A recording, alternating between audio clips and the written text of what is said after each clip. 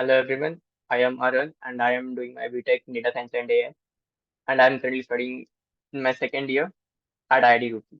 And today I am here to discuss on an algorithm which I personally found was very fascinating. That is the PageRank algorithm, and I will also discuss a problem which can be solved using linear algebra. So yeah, let's get moving. So moving on to PageRank algorithm. So the algorithm was developed in 1998 by Google founders Larry Page and Sergey Brin. What the algorithm does is it ranks different web pages on the basis of their importance, and it uses the hyper. This importance is decided by the links that direct towards a web page. That is, it uses links in the web pages that are directed towards different web pages as a criteria to decide the importance score. And why is this importance score necessary? This importance score helps us to rank the different web pages on the basis of their importance, so that we can have brilliant search results. Actually, this was also a reason for the success of Google, as Google emerged as such a great search engine because of this algorithm, which helped Google to produce really good search results. Because earlier when we wanted to search on a topic, right, we had several web pages on the topic, and we had a different directories for that web pages, and we had to look onto all the several web pages to find relevant information. But by this algorithm, Google could produce relevant and popular web pages at the top of the search results, so that we could get we could get the relevant information very easily. Okay. So paging algorithm is a tight combination of linear algebra and graph theory. We will see how we use linear algebra to solve the question to assign importance scores to different web pages, and we use graph theory to visualize the large network of web pages. Okay. So to understand the PageRank algorithm, we first need to understand what is a web graph. So a web graph is simply a graphical representation of the large web network. So a graph has two components. It has nodes and it has edges, added edges. Here in the web graph, the nodes represent different web pages, and the edges represent hyperlinks from one particular web page to another particular web page. For example, here in this web graph, the nodes A, B, C, D, E, and F represent different web pages, and the dotted edges from A to D represents a hyperlink in web page A, which points towards the web page D. So the different so these are nothing but my web pages, and these are my hyperlinks. Okay, so moving on. Yeah, so talking about degrees.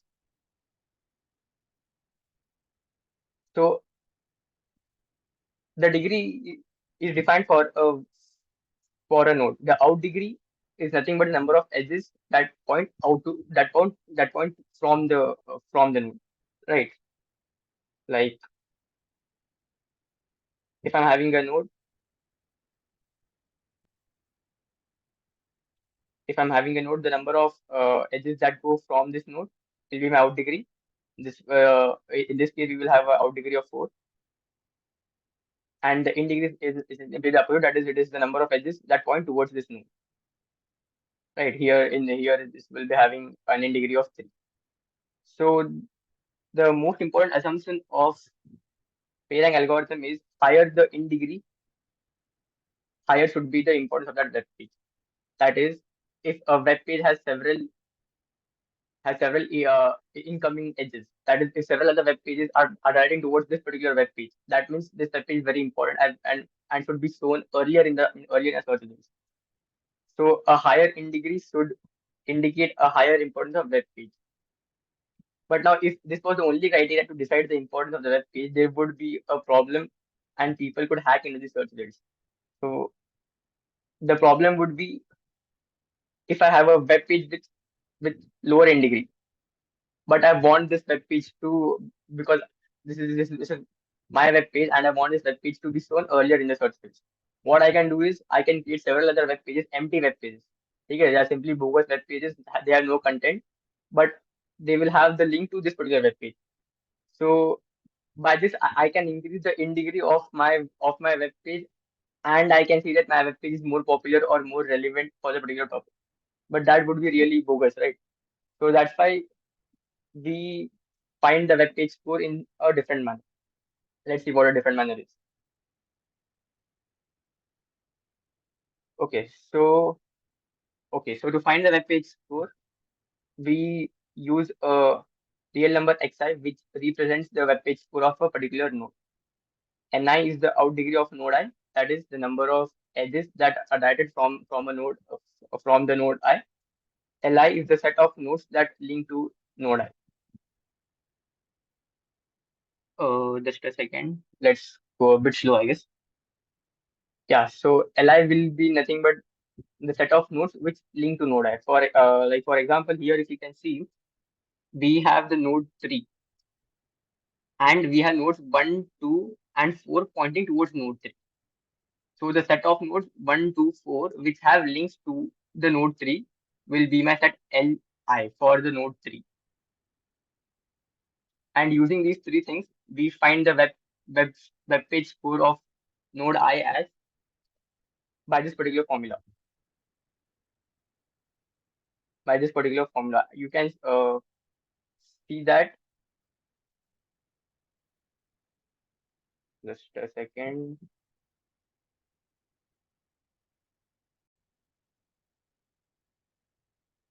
Yeah.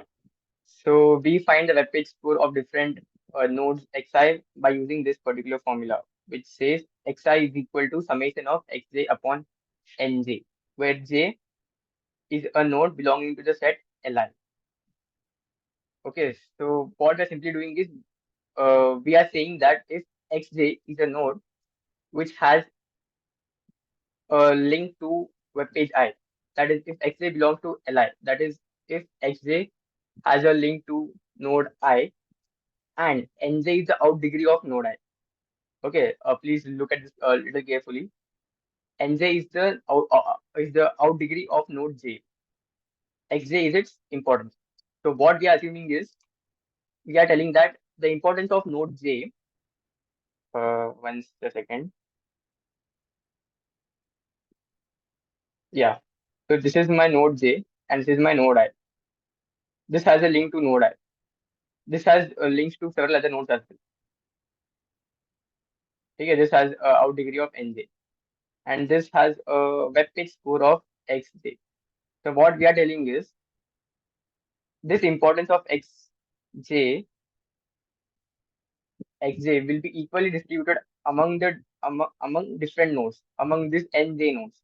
Right? Because as an out degree of nj, we are telling that this importance of x is equally distributed among the different nj nodes. So the node I will have a part xj upon nj. This fraction of importance will be of node I will be coming from node j, right? So like this, we sum up the importance from all the different nodes which have links to node I. That is, we have several other nodes belonging to the set Li, which point towards the node I, and summing up the fractions of importances coming from all these nodes, we get to the importance of node I by using this formula. Now, now think carefully that this formula does not allow to hack the way I told that we can hack by creating bogus web pages. Because if we create bogus web pages, those bogus web pages will have zero importance, right? Because no other web pages will be pointing towards these web pages, right? So if they have zero importances and I have created several bogus web pages pointing towards a particular web page, but because their importance is actually zero, so they will not be contributing to the importance of that particular node to which they are pointing. So that would not create any nuisance in my search results. Okay, so going ahead.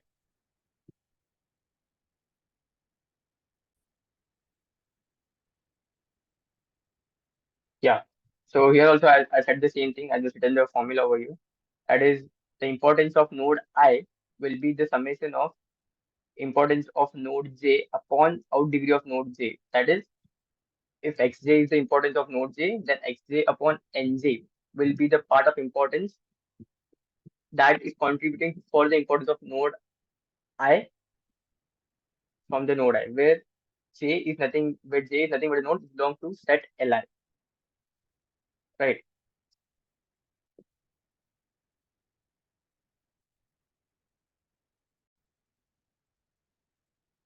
Yeah, so using this formula, we will see how we can create an importance vector which gives us the importance of different web pages, using which we can rank different web pages so that we can have a great search result. Okay, yeah, so let's go ahead.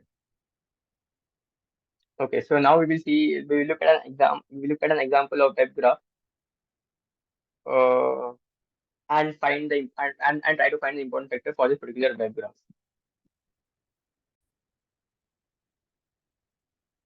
Okay, so in this example, we have five nodes, 0, 1, 2, 3, 4, and we have this links which gives us a web graph. Okay, so using the previous formula, I have written these five equations.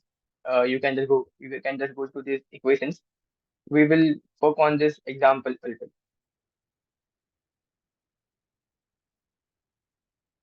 Okay.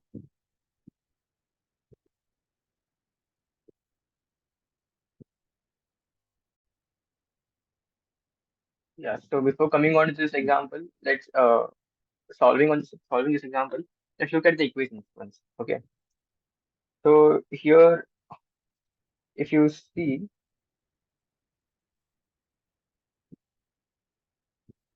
right, so the node zero has one incoming node from the node three, and the node three has three outgoing nodes, which means the importance of 0 at the x naught will be equal to one third of the importance of x3. And as the node 0 has no other incoming nodes, so this will only the node 3 will belong to the set L0, and thus this will be the importance of x naught. Similarly, we can add the importance of x1 as x1 has two incoming nodes from 0 and 3. Node 0 has only one ongoing node towards x1. So the entire importance of x naught will be for the node 1. So I'll have x naught plus 1. And I have another node from node and another link from node 3. So and node 3 has three outgoing nodes, so I will have x3 plus x3 upon 3 term over here. Similarly, we can find the importance of x2, x3, and x4. But now solving this set of equations. Now, if you observe here, I'm actually having five equations, right? One, two, three, four, five, and I'm having five variables: x naught, x1, x2, x3, x4. So I should be able to solve this question. Solve the set of equations. But to solve these equations directly would be very tedious task and would be a very difficult task. So we go to linear algebra for help.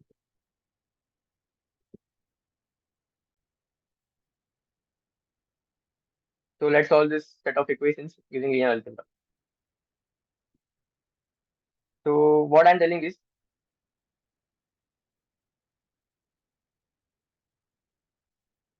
we create a matrix A. It will be a 5 cross 5 matrix because there are five nodes, right? 0, 1, 2, 3, 4. 0, 1, 2, 3, and 4. What this matrix represents is the ijth entry of this matrix represents what part of importance of node j contributes to the importance of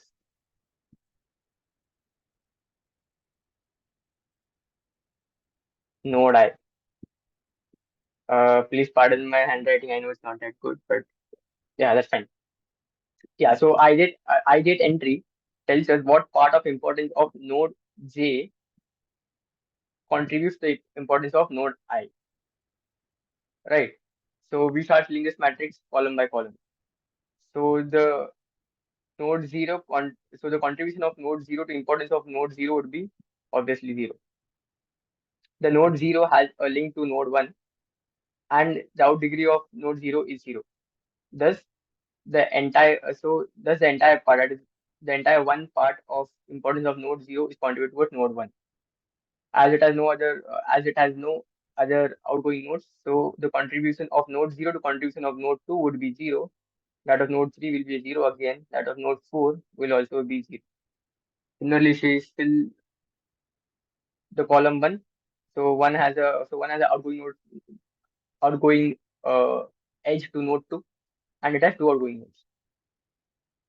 Okay, so that would be contribute. So the node 1 would be contributing half of its importance. Just a second.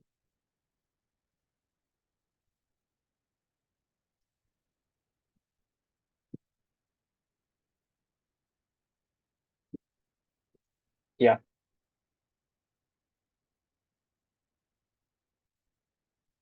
yeah, it's working fine. Yeah, yeah. So the as node 1 has no node to has no edge to node 0, so contribution node 1 to node 0 would be 0. So that of 1 will be 0 again. So that of 2 will be half, as it is having two outgoing nodes and 1 towards node 2. 2, 3 will be half again, and 2, 4 it will be 0. Similarly for 2, 2 has no outgoing node to 0. So no part of importance of node 2 contributes to importance of node 0. So this will be 0 again. It has no edge to node 1 as well. So this will be 0 again. It has two outgoing nodes to 3 and 4. So half of its importance will be contributed to node 3 and half to node 4. Right. So this will be 0 again, half and half.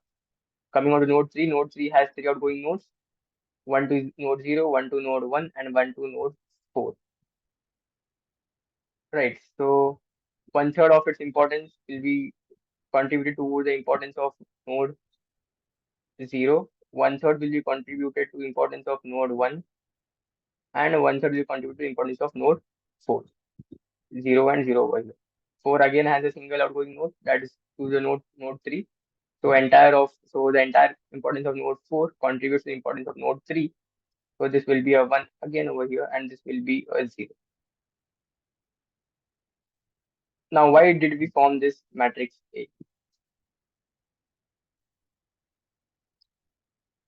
Um, just a second, this looks really messy.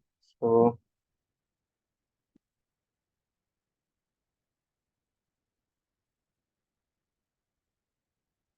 just take this part.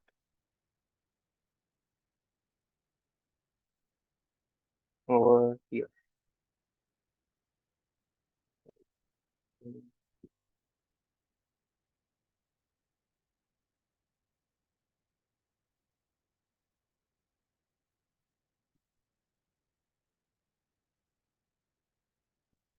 Yeah, fine. So this was 0. Now we have an amazing property of matrices, right? So now if I define my matrix X as my vector X as my unknown vector, which has the importances of x naught, x1, x2, x3, x4. So x naught, x1, x2, x3, x4. If I multiply this matrix A to the vector X, my resulting vector will again be the vector X only. Why is that so? That's because that's the way we have made this matrix A. Just a second. Right, this is 0. Fine. Yeah, so the way we have configured matrix A, when multiplied with vector X, will again give us the vector X. You can actually easily check this, right? So if I take the first row and I multiply with vector X, all these elements are 0 and only this element is true. So one third. So x3 by 3. So I will get my x naught as hmm, so yeah. So multiplying the first row over the vector, I will get my x naught as x3 by 3. Similarly, I get my a second element as multiplying this over here, I will get it as x0 plus x3 by 3. And if you observe it, you will actually get the same vector x. Okay. Thus we get the equation ax is equal to x. Now this equation is a very interesting equation because this is the equation, because if we take 1 over here, this will actually be,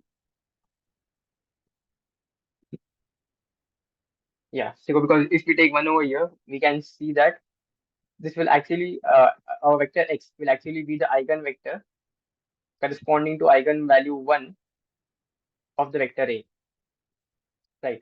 So if I find the eigenvector corresponding to the eigenvalue 1, I will get my importance vector x, which I wanted, which I was earlier trying to find.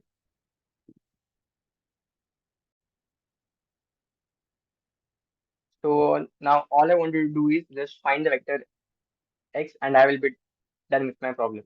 But before that, first we need to confirm that one is an one is an eigenvalue of matrix A. That is, this equation surely has a solution if one is an eigenvalue of vector A.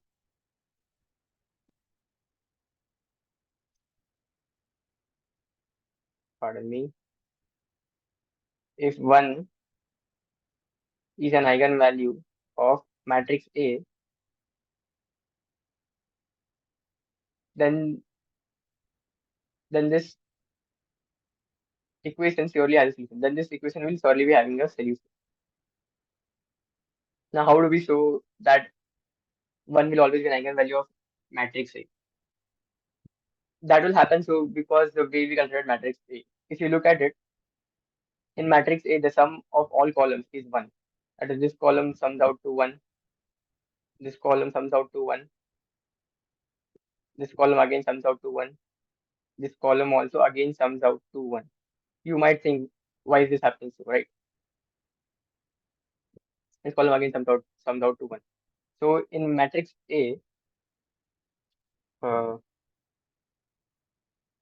sum of all columns is 1. Now if I take the transpose of A, all my columns will become the rows of A transpose. So sum of all rows will be 1.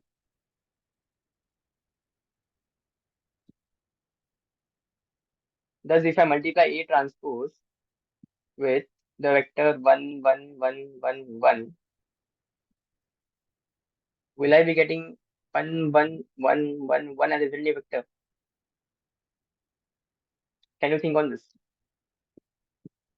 Right. As the sum of elements of all rows of matrix A sums out to 1.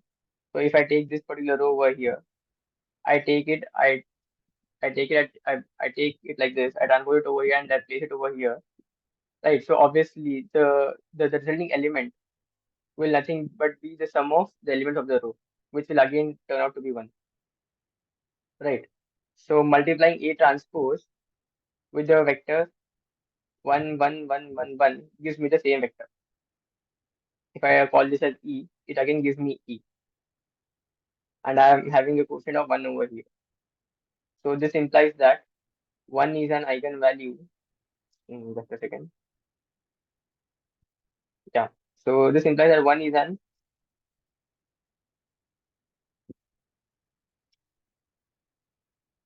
eigenvalue of matrix of A transpose. And by the properties of eigenvalues, we know that if lambda is an eigenvalue of A transpose, it is also an eigenvalue of A. Thus, 1 is always an eigenvalue of A. Thus, this particular equation will always be having a solution.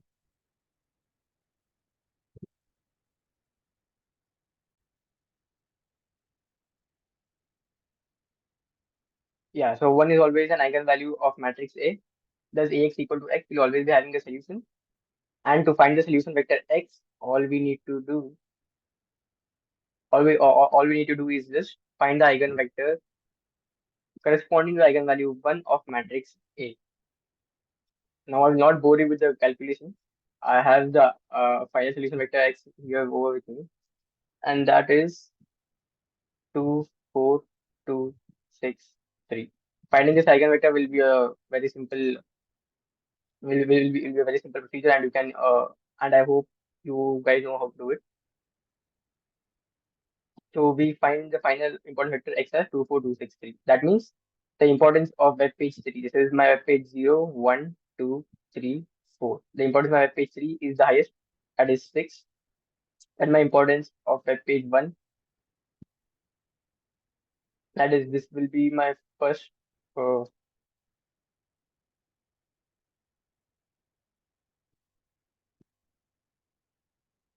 yeah. So that is having having highest importance. So if this web graph represents a set of web pages which having interlinks to each other, then on searching for that particular topic, I will get the web page third first.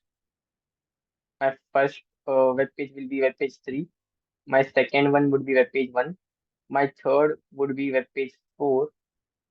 And then I'll be having my web pages 0 and 2. Right, this is the order in which I will get my web pages when I search for that particular topic.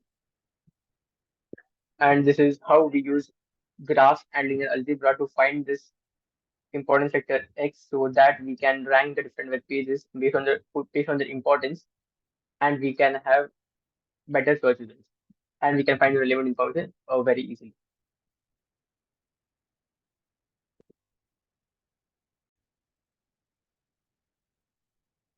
So yeah, so we saw how to assign importance based on the web graph. When we have a web graph, how we assign importance and how we use that importance to rank the web pages to get better search results.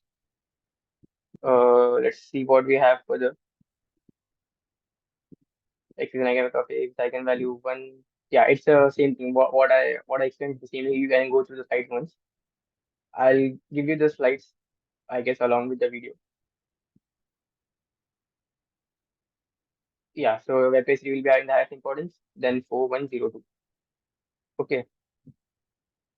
Now now that was a very small example, right? This had only 5 web pages, and it was a very small example.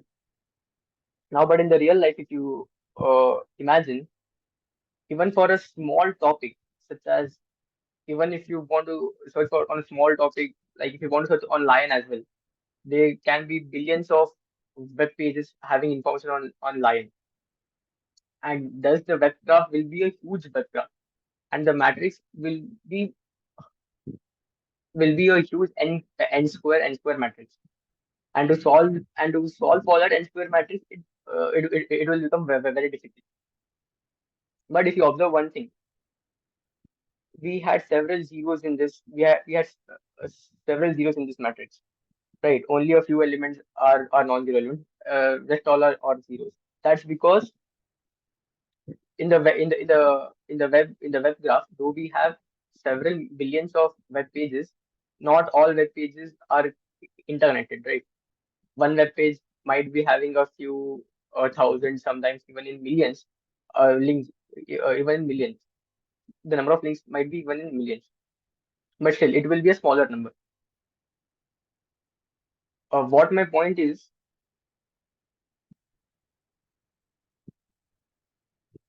if we consider a real life example having a large number of nodes, like take for this example, here I have data from this particular website.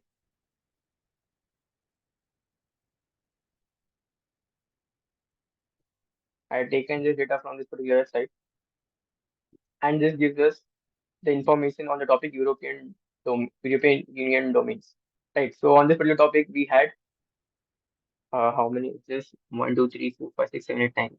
Approximately 10 raised to 9 web pages with around 1, 2, 3, 4, 5, 6, 7.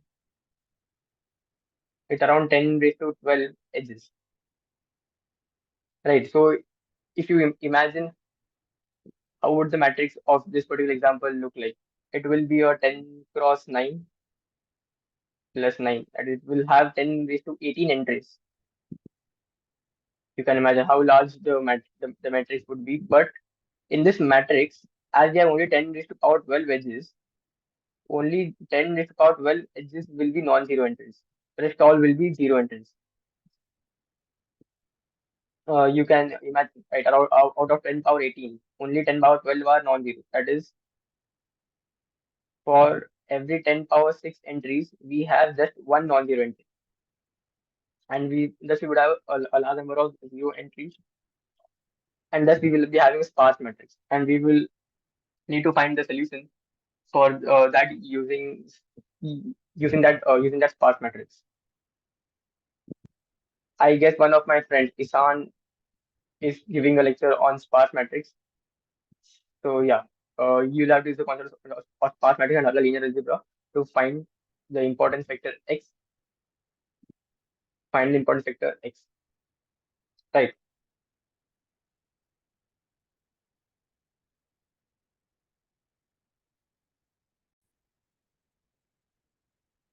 Yeah. So does the real life web graph are solved using sparse matrices using linear algebra, and we find the important vector in this manner to rank the different web pages based on their importance, so that we can have better search results. So this was all about peeling algorithm. This fascinated me a lot because this is what made Google success, right? Because earlier we had to search through the directories and that would take a lot of time. But this helped us in getting very brilliant search results very easily and find relevant information very easily.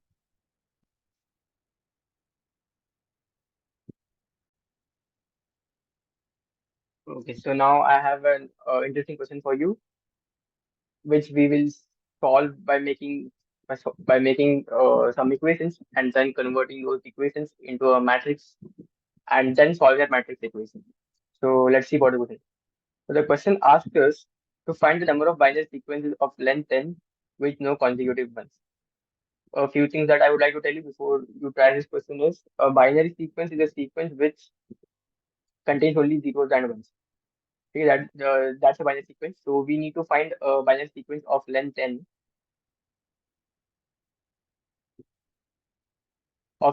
which has no consecutive ones. For example, all zeros will be a binary sequence of will be binary sequence with no consecutive ones because it has no one only. So we need to find the number of such sequences possible with no consecutive ones. Uh, so let's see how can we solve it.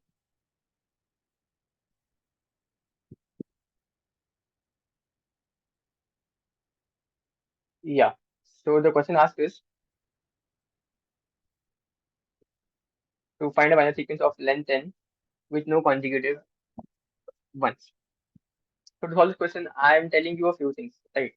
I'm telling you let AK be a binary sequence of length k with no consecutive ones.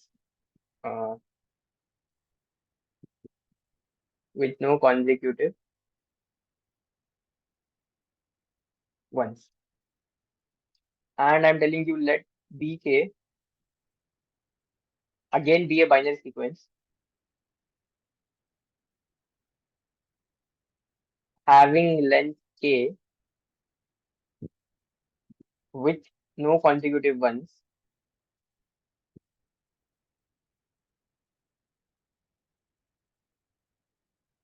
but ending in zero.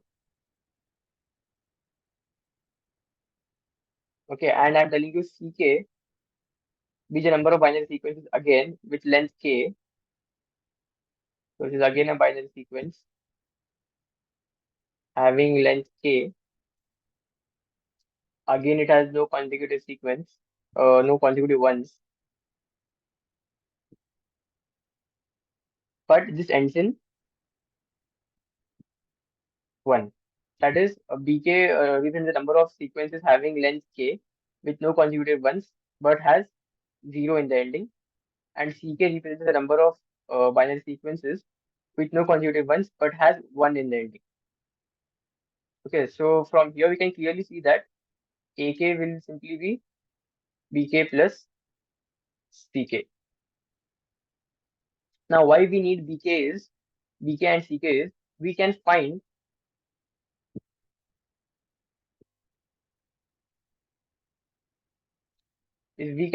bk and ck from bk minus 1 and ck minus 1. That is, now I'm telling you that I have some black box and I know the answer to bk minus 1. That is, I know the number of sequences of length k minus 1 with no consecutive ones that end in 0, and also know the number of binary sequences of length k minus 1 with no consecutive ones that ends in 0. There is some black box by which I know the answer to this particular problem. Right. So if by using this answer, can I find the answer to this particular problem? Let's see how we will do.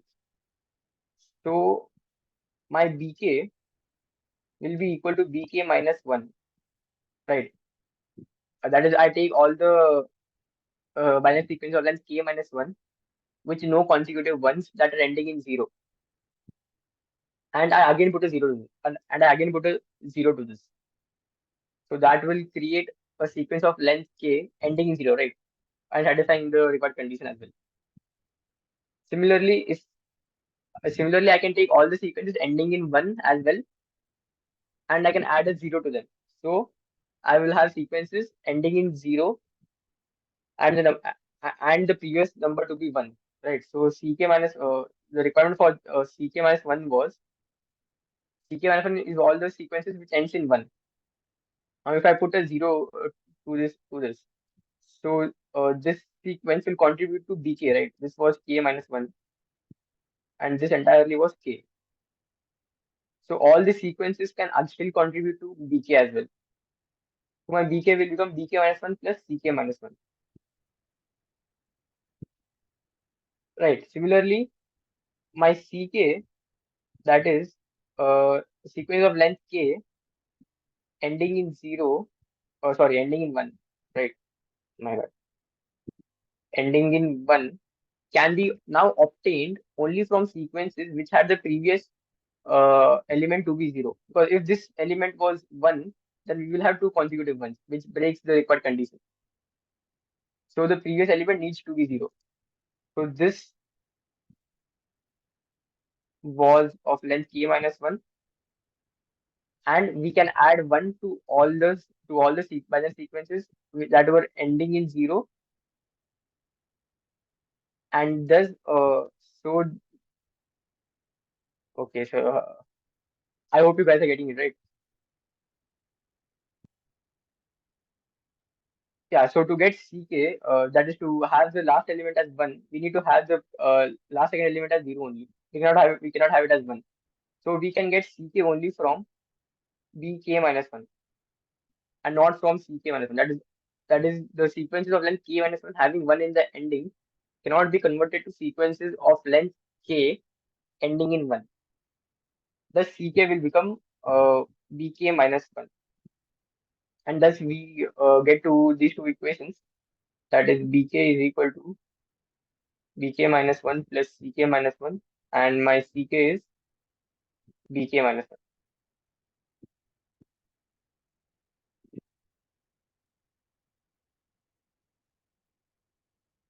Right. So now I define my unknown vector yk. I define the vector yk as bk and ck. And I am telling that my yk will be equal to a times yk minus 1, where a is 1 1 1 0. How would I get this matrix? I simply use the equation, right? Because what do I need? I need my bk, I need my ck. And if I use this 1 1 1 0, multiplying with pk minus 1, ck minus 1, what will I get? I will get my bk as bk minus 1 plus ck minus 1, and I'll get my ck as bk minus 1. So I simply use these equations, and using these equations, I converted it to a matrix equation. So what I got? I got yk is equal to ay k minus 1. Now similarly, I can write my yk minus 1 also as a times yk minus 2, right? So this will become a square yk minus 2. And if I go on doing this, right, what will I get? What will I get in the end? In the end, I will get this as a raised to k minus 1 y k minus k minus 1. Right, as you can observe, if there is a 2 over here, then minus aj minus 2 over here. So if I'm having k minus 1 as a power, I will have a minus k minus 1 term over here. So I'll get my yk as,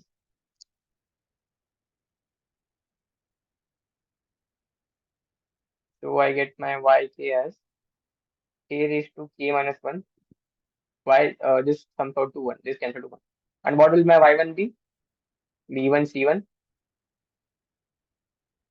This is nothing but number of sequences, binary sequences ending in 0. So I'll just have one sequence that will be 0.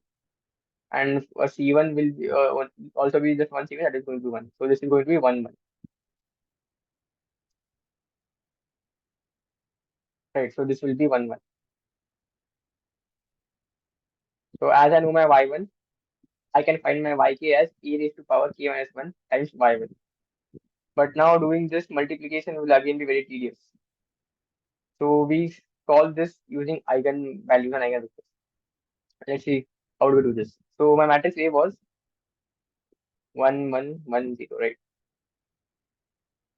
Let's say this has eigenvalues lambda 1 and lambda 2, and the corresponding eigenvectors are e1 and e2. I try to find the eigenvalues. I'll have to solve the equation 1 minus lambda times minus lambda minus 1 equal to 0, which gives me lambda square minus lambda minus 1 equal to 0. The solution of these equations will be 1 plus minus root 5 by 2. As lambda 1 and lambda 2 are different, so I can be sure that e1 and e2 are independent, are linearly independent. And if e1 and e2 are linearly independent, now I am telling you that I can write my y1 as a linear combination of c1 e1 plus c2 e2. Right, because as e1 and e2 are linearly independent, I can write a vector y1 as a linear combination of the eigenvectors e1 and e2. Now I multiply the matrix A on both sides. Multiply the matrix A on both sides. I'll get A y1 is equal to C1. This is a constant, so it can come outside. A1 E1 plus C2 A C2. A1 make no sense. Right. So yeah, E1 A, C2 E2. Now I can write A E1 as lambda 1 E1 plus C2, and I can write A E2 as lambda 2 E2. I got my A y1 as this. Now if I again multiply A on the LHS and RHS, I will get my A square y2 as C1 lambda square E1 plus C2 lambda 2 square lambda 1 square E2. So I go on multiplying this for k minus 1 times. I will get AK minus 1 by 1. This was 1 actually. Right. Yeah. So I get this as C1 lambda 1 raised to the power k minus 1 E1 plus C2 lambda 2 power k minus 2 times E2.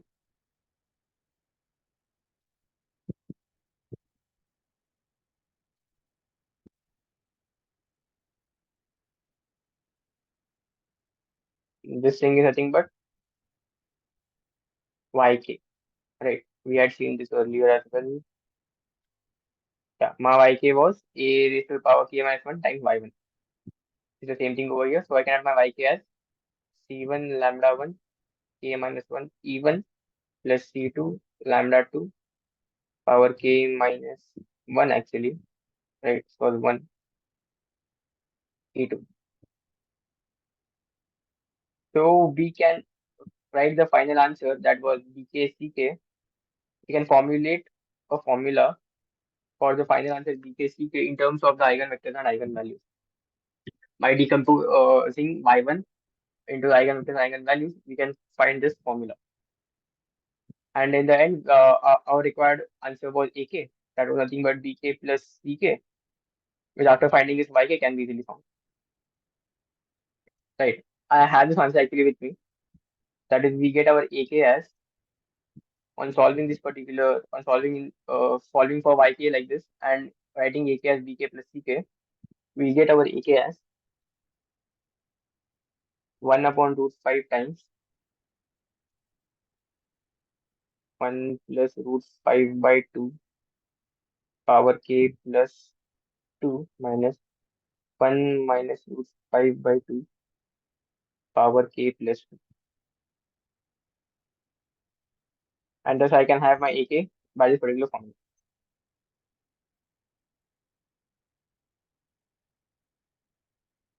Okay, so now why did I think that this question was really interesting or fascinating was the approach that we followed wherein we found the answer for BK and CK from the answers of BK minus 1 and CK minus 1. That is, we divided the problem to a smaller problem.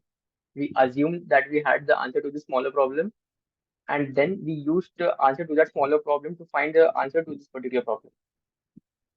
This approach is called as dynamic programming, and this is a very famous approach or method of solving problems or solving problems. Right. So yeah, so we formulated the equation using dynamic programming, and from the dynamic programming we form the equations, and we convert those equations to matters and solve the matters using eigenvectors and eigenvalues. The fascinating thing is by doing this we got a direct formula to find the final answer AK, for which if I done DP, if I done dynamic programming, I could get my answer in a linear time.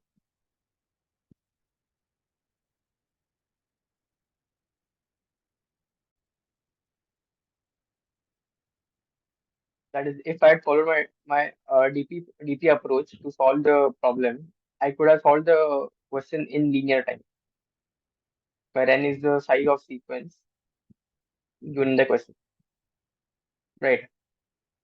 How would I do this in linear time? I know the answer to B1 and C1. I can find my answer to B2 and C2 as from the equation.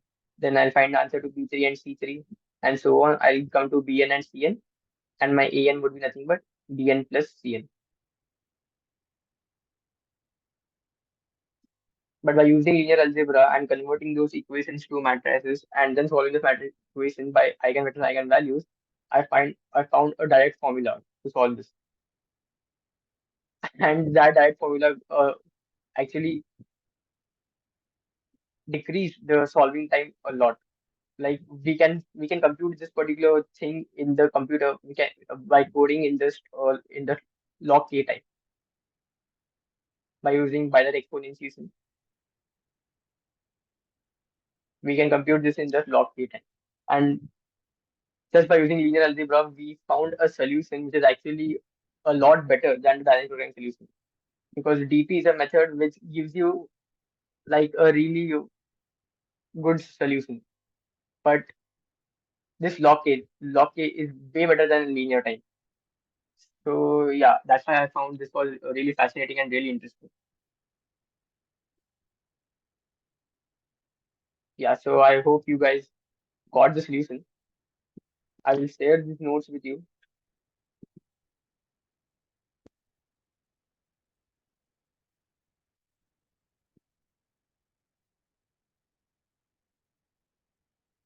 Yeah, so I just explained this solution over here as well. You can go to the sites as well. We will get our AK as this. Yeah, so that was all. I had these two questions which I thought were really interesting. and I should be sharing this with you. I given the references. I guess these references are for the pairing algorithm. This is a pairing algorithm. This link will guide you to a solution of the last question. If you want, you can go through that as well. Yeah. So thank you.